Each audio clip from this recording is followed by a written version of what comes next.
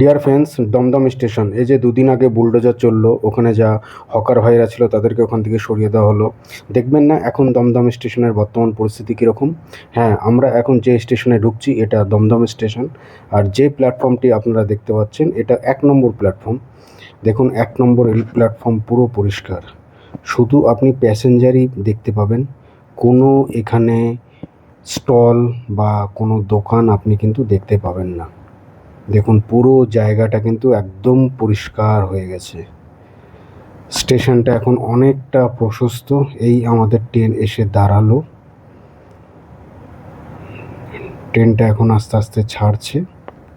দেখুন, পুরো স্টেশনের কোথাও আপনি কোনো দোকান দেখতে পাবেন না, শুধু প্যাসেঞ্জার আর প্যাসেঞ্জার।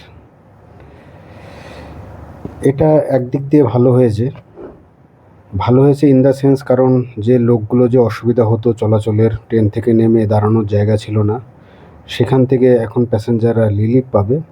অন্যদিকে কিছু লোক এখানে রুটি রুজি চলতো, তাদের জীবন ধারণ করতো, তারা এখন বেকার হয়ে গেছে বা তারা এখন কোথায় আছে কেউ জানে না।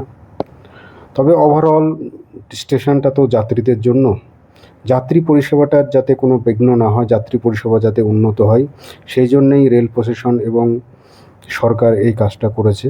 তাই আমাদের সবাইকেই এই কাজটাকে সাপোর্ট করা উচিত। ধন্যবাদ সবাইকে।